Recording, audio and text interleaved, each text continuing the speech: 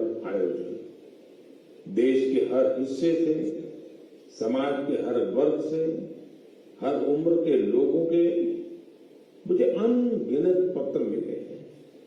जब चंद्रयान 3 का लैंडर चंद्रमा पर उतरने वाला था, तब करोड़ों लोग अलग अलग माध्यमों के जरिए एक साथ इस घटना के पल पल के साक्षी बन रहे थे। इसरो के YouTube लाइव चैनल पर 80 लाख से ज्यादा लोगों ने इस घटना को देखा। अपने आप में एक रिकॉर्ड है। इससे पता चलता है कि चंद्रयान 3 से करोड़ों भारतीयों का कितना गहरा लगाव है।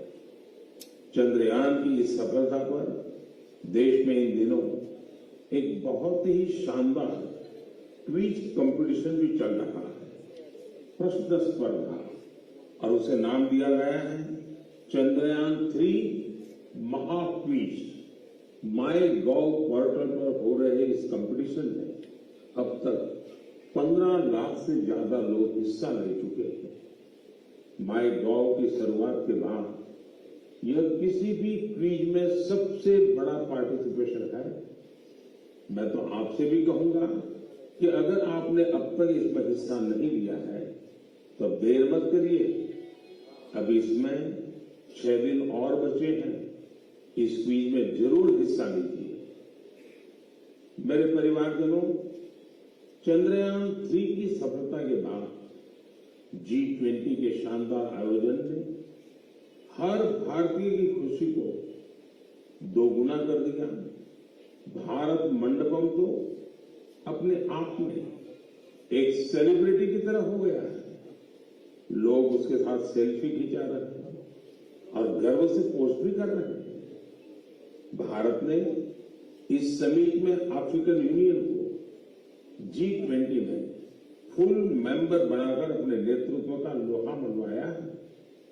आपको ध्यान होगा, जब भारत बहुत समृद्ध था उस जमाने में हमारे देश में और दुनिया में सिल्क रूट की बहुत चर्चा होती थी। ये सिल्क रूट व्यापार कारोबार का बहुत बड़ा माध्यम था। अब आधुनिक जमाने में भारत ने एक और इकोनॉमिक कॉरिडोर G20 में सुझाया है।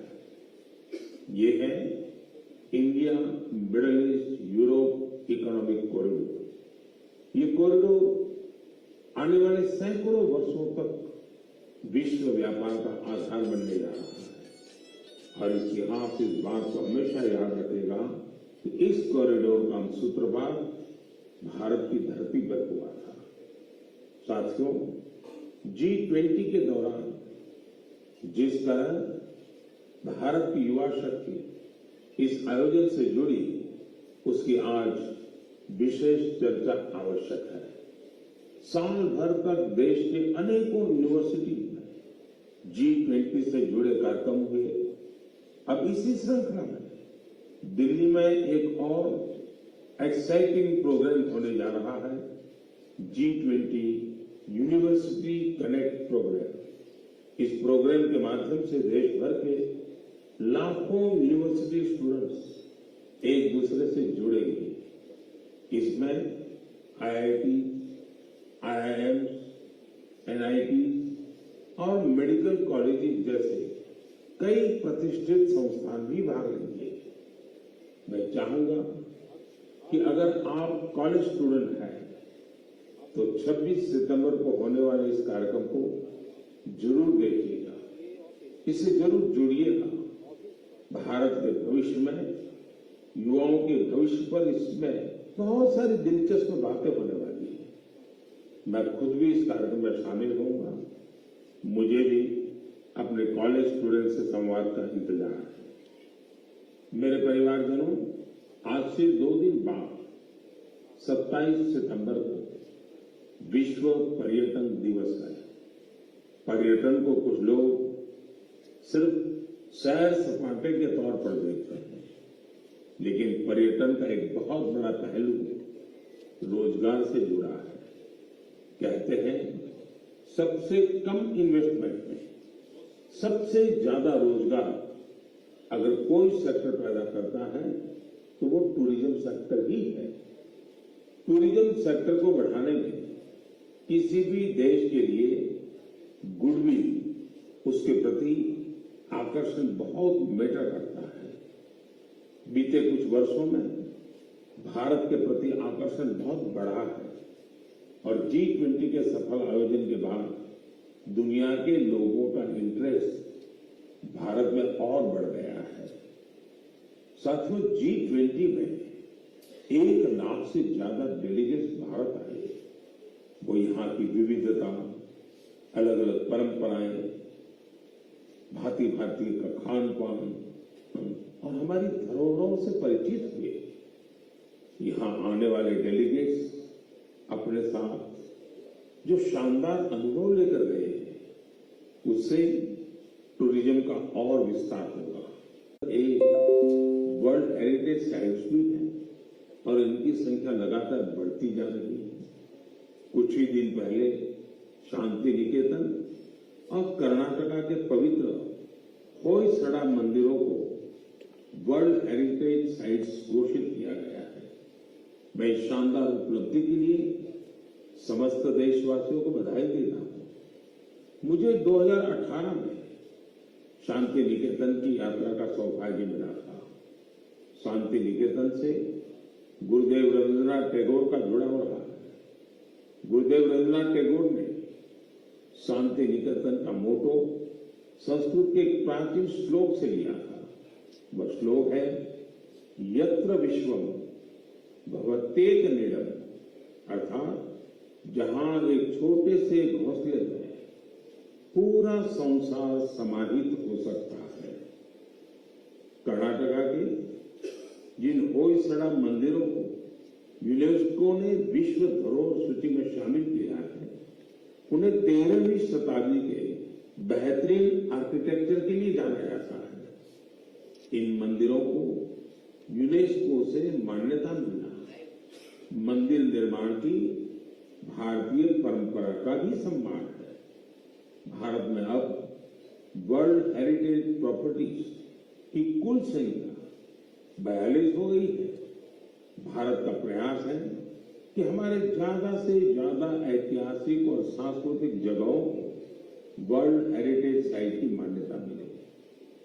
मेरा आप सबसे आग्रह है कि जब भी आप कहीं घूमने जाने की योजना बनाएं तो ये प्रयास करें कि भारत की विविधता के दर्शन करें। आप अलग अलग राज्यों की संस्कृति को समझें, हेरिटेज साइट्स को देखें। इससे आप अपने देश के गौरवशाली इतिहास से तो परिचित होंगे ही, स्थानीय लोगों की आय बढ़ाने का भी आप अहम माध्यम बनेंगे। मेरे परिवारजनों, भारतीय संस्कृति और भारतीय संगीत अब ग्लोबल हो चुका है। दुनिया भर के लोगों का इनसे लगाव दिनों दिन बढ़ता ही जा रहा है। एक प्यारी सी बिटिया द्वारा की गई एक प्रस्तुति, उसका एक छोटा सा ऑडियो आपको सुनाता हूं।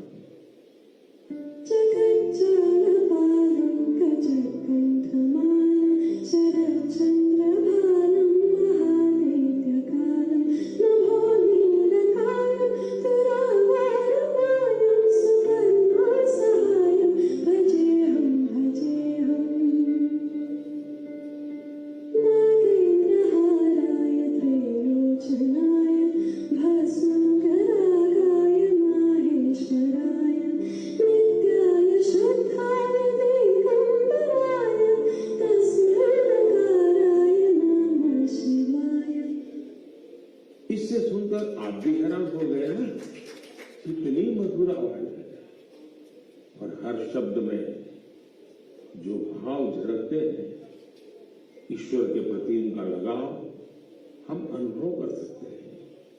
अगर मैं ये बताऊं कि सुरीली आवाज जर्मनी की एक बेटी की है तो शायद आप और अधिक हैरान होंगे। इस बिटिया का नाम कैसमी है।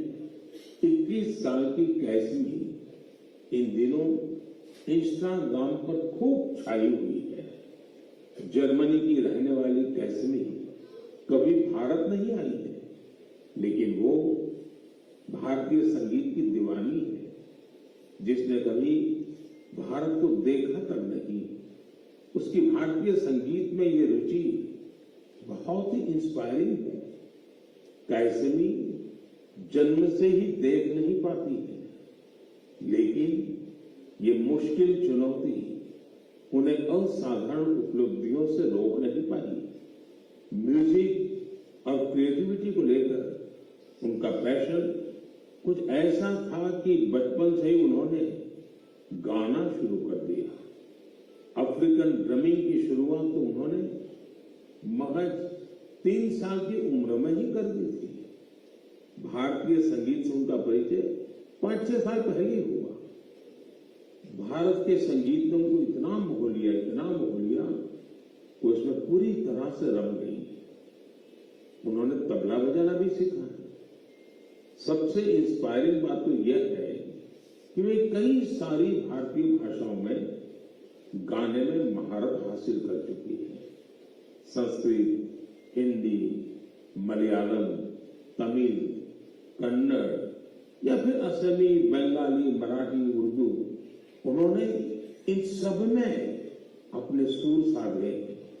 आप कल्पना कर सकते हैं, किसी को दूसरी अनजान भाषा की 2-3 लाइनें बोलनी पड़ जाए तो कितनी मुश्किल आती है, लेकिन कैसमी के लिए जैसे बाएं हाथ का खेल है।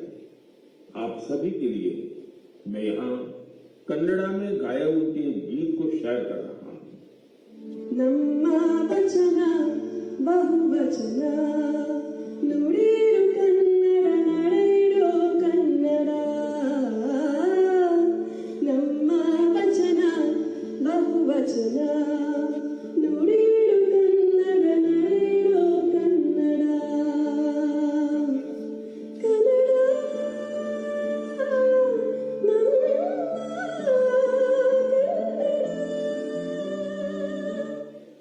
भारतीय संस्कृति और संगीत को लेकर जर्मनी की कैसमी के इस जुनून की मैं हृदय से सराहना करता हूं। उनका यह प्रयास हर भारतीय को अभिभूत करने वाला है। मेरे परिवारजनों, हमारे देश में शिक्षा को हमेशा एक सेवा के रूप में देखा जाता है।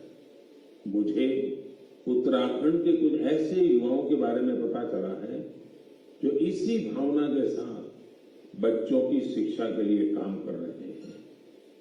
नैनीताल जिले में कुछ युवाओं ने बच्चों के लिए अनोखी घोड़ा लाइब्रेरी की शुरुआत की है। इस लाइब्रेरी की सबसे बड़ी विशेषता यही है कि दुर्गम से दुर्गम इलाकों में भी इसके जरिए बच्चों तक पुस्तकें पहुंच रही है। और इतना ही नहीं, ये सेवा बिल्कुल निःशुल्क है। अब तक इसके माध्यम से नैनीताल के 12 गांवों को कवर किया गया है। बच्चों की शिक्षा से जुड़े इस नेक काम में मदद करने के लिए स्थानीय लोग भी खूब आगे आ रहे हैं। इस घोड़ा लाइब्रेरी के जरिए ये प्रयास किया जा रहा है कि दूर दराज के गांव में रहने वाले बच्चों को स्कूल की किताबों के अलावा कविताएं, कहानियां और नैतिक शिक्षा की किताबें भी पढ़ने का पूरा मौका मिले। ये अनोखी लाइब्रेरी बच्चों को भी खूब भा रही है। साथियों, मुझे हैदराबाद में लाइब्रेरी से जुड़े एक ऐसे ही अनूठे प्रयास के बारे में पता चला है। यहाँ 7वीं क्लास में पढ़ने वाली बिटिया आकर्षणा सतीश ने तो कमाल कर दिया है। आपको ये जानकर आश्चर्य हो सकता है कि महज 11 साल की उम्र में ये बच्चों के लिए 1-2 नहीं बल्कि 7 लाइब्रेरी चला रही है। आकर्षणा को 2 साल पहले इसकी प्रेरणा तब मिली जब वो अपने माता पिता के साथ एक कैंसर अस्पताल गई थी। उसके पिता जरूरतमंदों की मदद के सिलसिले में वहां गए थे। बच्चों ने वहां उनसे कलरिंग बुक्स की मांग की और यही बात इस प्यारी सी गुड़िया को इतनी छू गई कि उसने अलग अलग तरह की किताबें जुटाने की ठान ली। उसने अपने आस पड़ोस के घरों, रिश्तेदारों और साथियों से किताबें इकट्ठा करना शुरू कर दिया और आपको यह जानकर खुशी होगी कि पहली लाइब्रेरी उसी कैंसर अस्पताल में बच्चों के लिए खोली गई। जरूरतमंद बच्चों के लिए अलग अलग जगहों पर इस बिटिया ने अब तक जो 7 लाइब्रेरी खोली है उनमें अब करीब 6000 किताबें उपलब्ध हैं। छोटी सी आकर्षण जिस तरह बच्चों का भविष्य संवारने का बड़ा काम कर रही है वो हर किसी को प्रेरित करने वाला है। साथियों, ये बात सही है कि आज का दौर डिजिटल टेक्नोलॉजी और ई बुक्स का है, लेकिन फिर भी किताबें हमारे जीवन में हमेशा एक अच्छे दोस्त की भूमिका निभाती है। इसलिए हमें बच्चों को किताबें पढ़ने के लिए प्रेरित करना चाहिए। मेरे परिवारजनों, हमारे शास्त्रों में कहा गया है, जीवेषु करुणा चापी मैत्री तेषु विधीयताम, अर्थात जीवों पर करुणा कीजिए और उन्हें अपना मित्र बनाइए। हमारे तो ज्यादातर देवी देवताओं की सवारी ही पशु पक्षी है। बहुत से लोग मंदिर जाते हैं, भगवान के दर्शन करते हैं, लेकिन जो जीव जंतु की सवारी होते हैं उस तरफ उतना ध्यान ही नहीं देते। ये जीव जंतु हमारी आस्था के केंद्र में तो रहने ही चाहिए। हमें इनका हर संभव संरक्षण भी करना चाहिए। बीते कुछ वर्षों में देश में शेर, बाघ, तेंदुआ और हाथियों की संख्या में उत्साहवर्धक बढ़ोतरी देखी गई है। कई और प्रयास भी निरंतर जारी है ताकि इस धरती पर रह रहे दूसरे जीव जंतुओं को बचाया जा सके। ऐसा ही एक अनोखा प्रयास राजस्थान के पुष्कर में भी किया जा रहा है। यहाँ सुखदेव भट्ट जी और उनकी टीम मिलकर वन्य जीवों को बचाने में जुटे हैं। और जानते हैं उनकी टीम का नाम क्या है? उनकी टीम का नाम है कोबरा। एक खतरनाक नाम इसलिए है क्योंकि उनकी टीम इस क्षेत्र में खतरनाक सांपों का रेस्क्यू करने का काम भी करती है। इस टीम में बड़ी संख्या में लोग जुड़े हैं जो सिर्फ एक कॉल पर मौके पर पहुंचते हैं और अपने मिशन में जुट जाते हैं। सुखदेव जी की इस टीम ने अब तक 30,000 से ज्यादा जहरीले सांपों का जीवन बचाया है। इस प्रयास से जहां लोगों का खतरा दूर हुआ है, वहीं प्रकृति का संरक्षण भी हो रहा है। ये टीम अन्य बीमार जानवरों की सेवा के काम से भी जुड़ी हुई है। साथियों, तमिलनाडु की चेन्नई में auto driver M Rajendra Prasad ji भी एक अनोखा काम कर रहे हैं। वो पिछले 25-30 साल से कबूतरों की सेवा के काम में जुटे हैं। खुद उनके घर में 200 से ज्यादा कबूतर हैं। वहीं पक्षियों के भोजन, पानी, स्वास्थ्य जैसी हर जरूरत का पूरा ध्यान रखते हैं। इस पर उनका काफी पैसा भी खर्च होता है, लेकिन वो अपने काम में डटे हुए हैं। साथियों, लोगों को नेक नियत से ऐसा काम करते देखकर वाकई बहुत सुकून मिलता है, काफी खुशी होती है। अगर आपको भी ऐसे ही कुछ अनूठे प्रयासों के बारे में जानकारी मिले तो उन्हें जरूर शेयर कीजिए।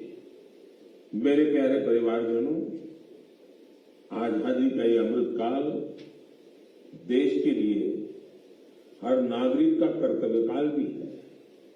अपने कर्तव्य निभाते हुए ही हम अपने लक्ष्यों को पा सकते हैं, अपनी मंजिल तक पहुंच सकते हैं। कर्तव्य की भावना हम सभी को एक सूत्र में पिरोती है। यूपी के संभल में देश ने कर्तव्य भावना की एक ऐसी मिसाल देखी है जिसे मैं आपसे भी शेयर करना चाहता हूं। आप सोचिए, 70 से ज्यादा गांव हो, हजारों की आबादी हो और सभी लोग मिलकर एक लक्ष्य, एक ध्येय की प्राप्ति के लिए साथ आ जाए, जुड़ जाए। ऐसा कम ही होता है, लेकिन संभल के लोगों ने ये करके दिखाया। इन लोगों ने मिलकर जन भागीदारी और सामूहिकता की बहुत ही शानदार मिसाल कायम की है। दरअसल इस क्षेत्र में दशकों पहले सोत नाम की एक नदी हुआ करती थी।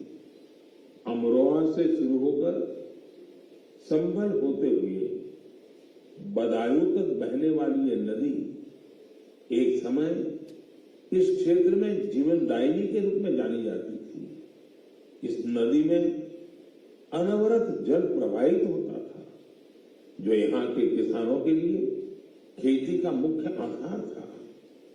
समय के साथ नदी का प्रवाह कम हुआ।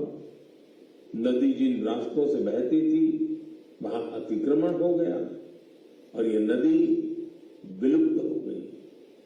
नदी को मां मानने वाले हमारे देश में संभल के लोगों ने इस सोत नदी को भी पुनर्जीवित करने का संकल्प ले लिया। पिछले साल दिसंबर में सोत नदी के कायाकल्प का काम 70 से ज्यादा ग्राम पंचायतों ने मिलकर शुरू किया।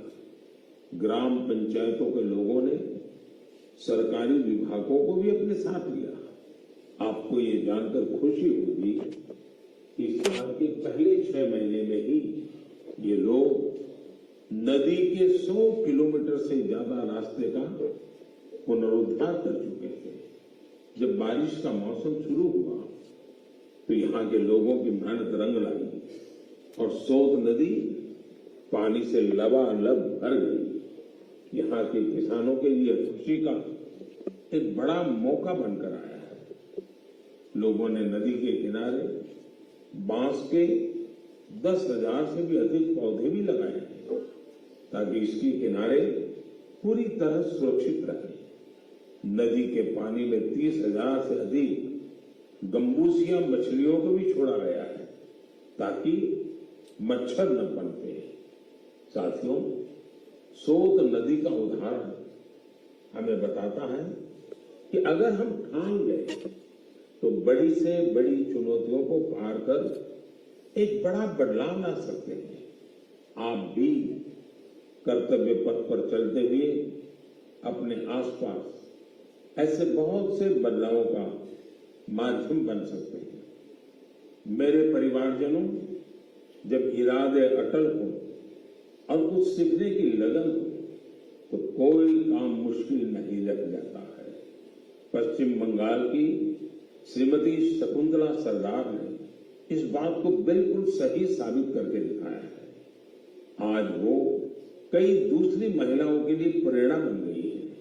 शकुंतला जी जंगल महल के शातनाला गांव की रहने वाली है। लंबे समय तक उनका परिवार हर रोज मजदूरी करके अपना पेट पालता था। उनके परिवार के लिए गुजर बसर भी मुश्किल थी, पर उन्होंने एक नए रास्ते पर चलने का फैसला किया और सफलता हासिल कर सबको हैरान कर दिया। आप ये जरूर जानना चाहेंगे कि उन्होंने ये कमाल कैसे किया। इसका जवाब है एक सिलाई मशीन। एक सिलाई मशीन के जरिए उन्होंने साल की पत्तियों पर खूबसूरत डिजाइन बनाना शुरू किया। उनके इस हुनर ने पूरे परिवार का जीवन बदल दिया। उनके बनाए इस अद्भुत क्राफ्ट की मांग लगातार बढ़ती जा रही है। शकुंतला जी के इस हुनर ने न सिर्फ उनका बल्कि साल की पत्तियों को जमा करने वाले कई लोगों का जीवन भी बदल दिया है। अब वो कई महिलाओं को ट्रेनिंग देने का भी काम कर रही है। आप कल्पना कर सकते हैं, एक परिवार जो कभी मजदूरी पर निर्भर था, अब खुद दूसरों को रोजगार के लिए प्रेरित कर रहा है। उन्होंने रोज की मजदूरी पर निर्भर रहने वाले अपने परिवार को अपने पैरों पर खड़ा कर दिया है। इससे उनके परिवार को अन्य चीजों पर भी फोकस करने का अवसर मिला है। एक बात और हुई है, जैसे ही शकुंतला जी की स्थिति कुछ ठीक हुई, उन्होंने बचत करना भी शुरू कर दिया है। अब वो जीवन बीमा योजनाओं में निवेश करने लगी है ताकि उनके बच्चों का भविष्य भी उज्जवल हो। शकुंतला जी के जज्बे के लिए उनकी जितनी सराहना की जाए वो कम है। भारत के लोग ऐसी ही प्रतिभा से भरे होते हैं। आप उन्हें अवसर दीजिए और देखिए वे क्या क्या कमाल कर दिखाते हैं। मेरे परिवारजनों, दिल्ली में G20 समिट के दौरान उस दृश्य को भला कौन भूल सकता है जब कई वर्ल्ड लीडर्स बापू को श्रद्धा सुमन अर्पित करने एक साथ राजघाट पहुंचे। यह इस बात का एक बड़ा प्रमाण है कि दुनिया भर में बापू के विचार आज भी कितने प्रासंगिक है। मुझे इस बात की भी खुशी है कि गांधी जयंती को लेकर पूरे देश में स्वच्छता से संबंधित बहुत सारे कार्यक्रमों का प्लान किया गया है। केंद्र सरकार के सभी कार्यालयों में स्वच्छता ही सेवा अभियान काफी जोर शोर से जारी है। इंडियन स्वच्छता लीग में भी काफी अच्छी भागीदारी देखी जा रही है। आज मैं मन की बात के माध्यम से सभी देशवासियों से एक आग्रह भी करना चाहता हूं। 1 अक्टूबर यानी रविवार को सुबह 10 बजे स्वच्छता पर एक बड़ा आयोजन होने जा रहा है। आप भी अपना वक्त निकालकर स्वच्छता से जुड़े इस अभियान में अपना हाथ बटाएं। आप अपनी गली, आस पड़ोस, पार्क, नदी, सरोवर या फिर किसी दूसरे सार्वजनिक स्थल पर इस स्वच्छता अभियान से जुड़ सकते हैं। और जहां जहां अमृत सरोवर बने हैं वहां तो स्वच्छता अवश्य करनी है। स्वच्छता की ये कार्यांजलि ही गांधी जी को सच्ची श्रद्धांजलि होगी। मैं आपको फिर से याद दिलाना चाहूंगा कि इस गांधी जयंती के अवसर पर खादी का कोई न कोई प्रोडक्ट जरूर खरीदें। मेरे परिवारजनों, हमारे देश में त्योहारों का सीजन भी शुरू हो चुका है। आप सभी के घर में भी कुछ नया खरीदने की योजना बन रही होगी। कोई इस इंतजार में होगा कि नवरात्र के समय वो अपना शुभ काम शुरू करेगा। उमंग, उत्साह के इस वातावरण में आप वोकल फॉर लोकल का मंत्र भी जरूर याद रखें। जहां तक संभव हो आप भारत में बने सामानों की खरीदारी करें, भारतीय प्रोडक्ट का उपयोग करें और मेड इन इंडिया सामान का ही उपहार दें। आपकी छोटी सी खुशी किसी दूसरे के परिवार की बहुत बड़ी खुशी का कारण बनेगी। आप जो भारतीय सामान खरीदेंगे उसका सीधा फायदा हमारे श्रमिकों, कामगारों, शिल्पकारों और अन्य विश्वकर्मा भाई बहनों को मिलेगा। आजकल तो बहुत सारे स्टार्टअप भी स्थानीय प्रोडक्ट्स को बढ़ावा दे रहे हैं। आप स्थानीय चीजें खरीदेंगे तो स्टार्टअप के युवाओं को भी फायदा होगा। मेरे प्यारे परिवारजनों, मन की बात में बस आज इतना ही। अगली बार जब आपसे मन की बात में मिलूंगा तो नवरात्रि और दशहरा बीत चुके होंगे। त्योहारों के इस मौसम में आप भी पूरे उत्साह से हर पर्व मनाएं। आपके परिवार में खुशियां रहें, मेरी यही कामना है। इन पर्वों की आपको बहुत सारी शुभकामनाएं। आपसे फिर मुलाकात होगी और भी नए विषयों के साथ, देशवासियों की नई सफलताओं के साथ। आप अपने संदेश मुझे जरूर भेजते रहिए। अपने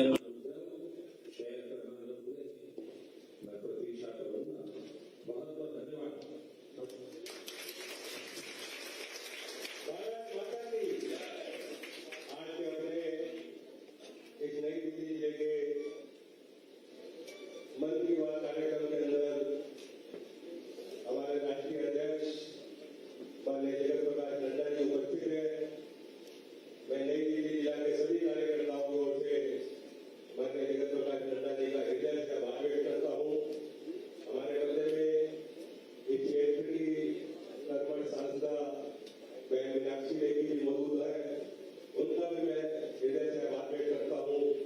सह मीडिया प्रभारी संजय वयूर जी का नई दिल्ली जिला की तरफ से आभार और अभिनंदन। हमारे मध्य में नेता प्रतिपक्ष दिल्ली विधानसभा माननीय रामवीर सिंह बिरुल जी उपस्थित है, उनका भी मैं हृदय से आभार व्यक्त करता हूँ। श्री बासुरी स्वराज जी जिले में जो प्रदेश में जो मंत्री है, उनका भी मैं हार्दिक अभिनंदन करता हूँ, उनका आभार व्यक्त करता हूँ। आज के इस कार्यक्रम में आए प्रजापति ब्रह्म कुमारी आश्रम से जो भी हमारे महानुभावाएं हैं, उनका मैं आभार व्यक्त करता हूँ। इस क्षेत्र की जनता का और आज के इस कार्यक्रम में आए सभी लोगों का मैं जिलाध्यक्ष राजीव राणा जी और अपने तरफ से आभार व्यक्त करता हूँ। जय हिंद, जय भारत।